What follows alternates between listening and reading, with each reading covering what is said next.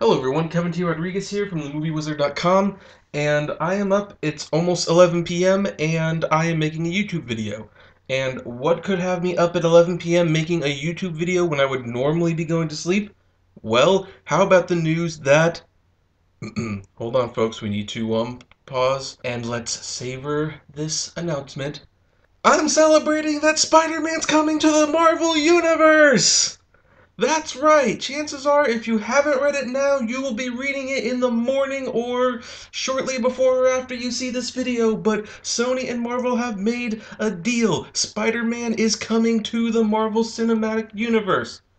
That means we will be seeing him in the Avengers one day. That means there will still be Spider-Man movies, but this time Marvel will be a part of the creative process. There aren't too many details right now, but we do know a few things. First, Spider-Man will appear in a Marvel movie before a new Spider-Man movie gets released in 2017. Marvel has not announced what movie that would be. Chances are the next Avengers movie or the upcoming Ant-Man are off the table because those are practically finished, but anything after that could very well feature our favorite web-slinger. The timing for this is also good because, as you probably know, Marvel is moving into the Civil War arc, or whatever the heck it's called. Basically, comic book fans will know it as the big political storyline that Marvel did. Well, political in their own little universe, not real politics, but it's one of the better overall stories where multiple characters crossed over, superheroes were torn, good guys are on opposite sides, and Spider-Man played a huge part in it. We know the storyline is going to get started in the next Captain America movie. That seems like a pretty logical place to insert Spider-Man in, since Spider-Man plays such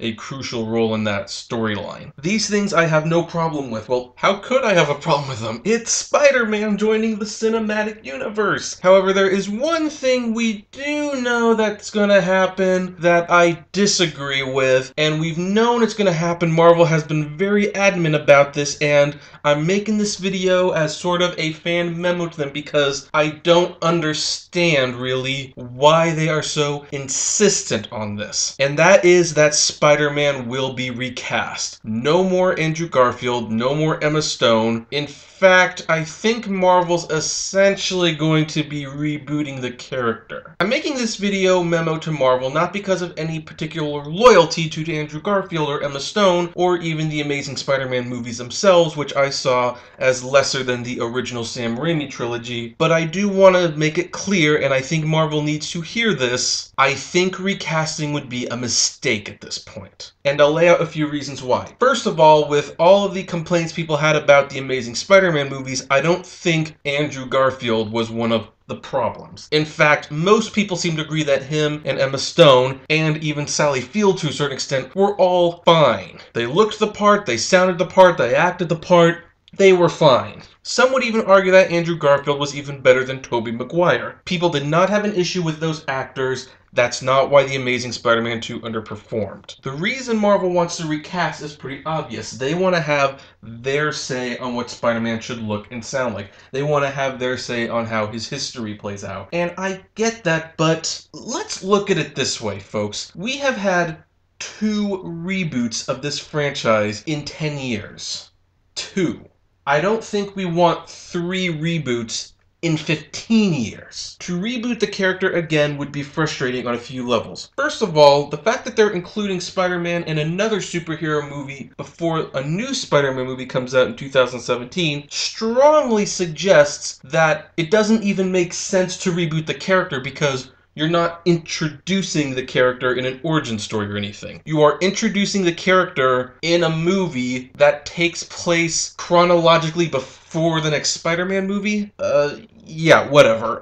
That doesn't work. Secondly, I don't think people want to see another Spider-Man movie where we have to hear the origin story again. People know the origin story of Spider-Man. There's no reason to do this. And they're going to get really ticked off if they have to pay another $13 to see the origin story again. Because at this point, they'll have paid to see it 3 times, which is well over $30, especially if they saw the last movie in IMAX. Then you're talking about some people potentially paying up to $50 to see the origin story of Spider-Man 3 times. No, Marvel, there's no reason to do that.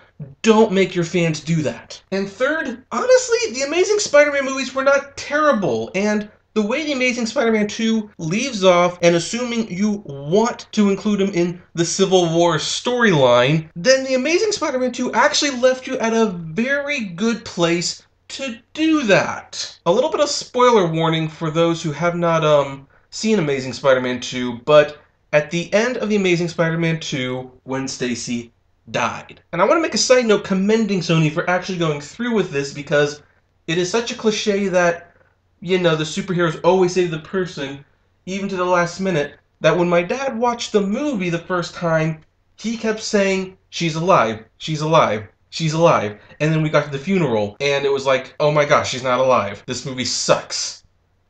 And then afterwards he talked about how much he liked the movie. The whole point of the Civil War storyline is that there is a political issue on whether or not superheroes should, in a sense, come out and share their secret identities and register with the government, their powers, where they live, yada yada yada. And the issue divides the superheroes. Iron Man is for it, Captain America is against it. I don't want to spoil which side of the fence Spider-Man is on, but let me tell you this.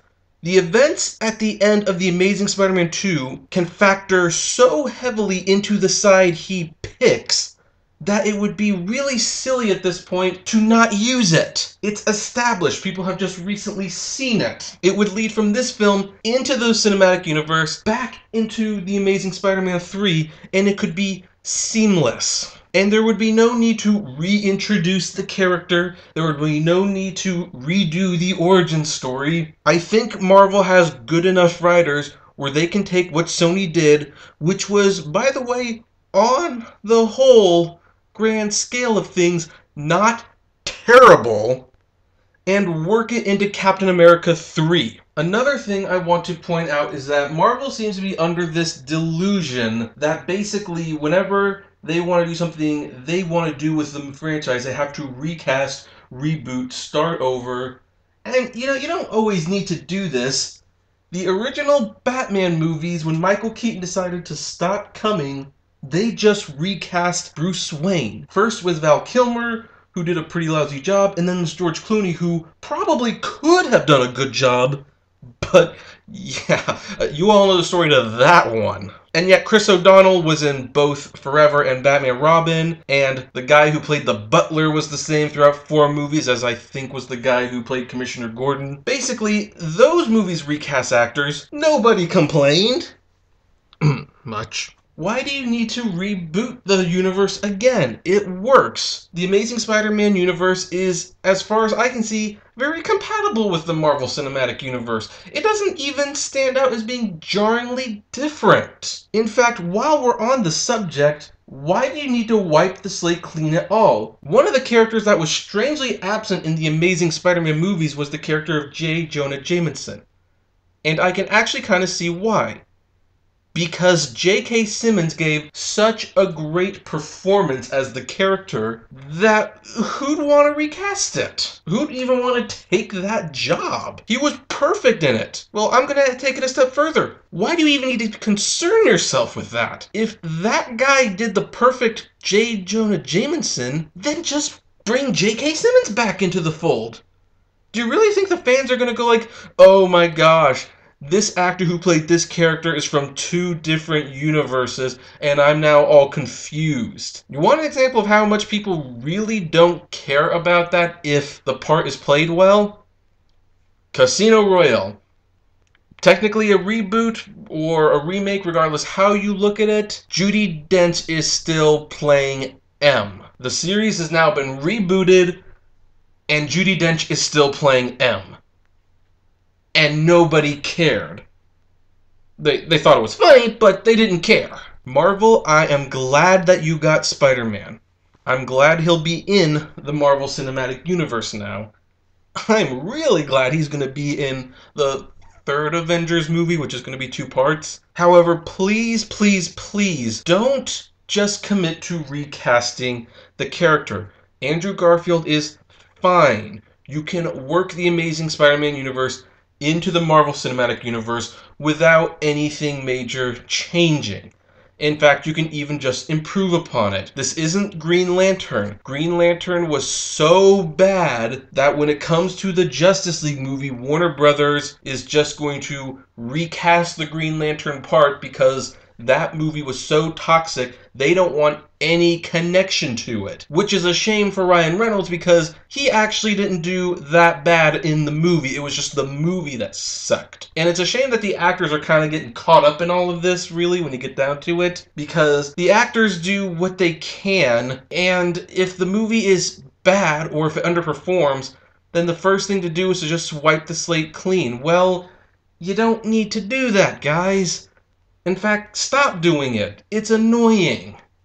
I mean, why get invested in anything? For all we know, Spider-Man will be rebooted in another 5 years. Kudos to you, Marvel. I'm glad you and Sony worked out your differences. Please, please, please stop and look at the Amazing Spider-Man 1 and 2, look at the cast, and take a moment to realize you have good actors, you have a pretty decent origin story. It's not perfect, but you know what? You can work with that. Don't reboot it. Just go on. At the very least, people can honestly say the series got better. This is Kevin T. Rodriguez of themoviewizard.com, and I'm gonna go get some sleep.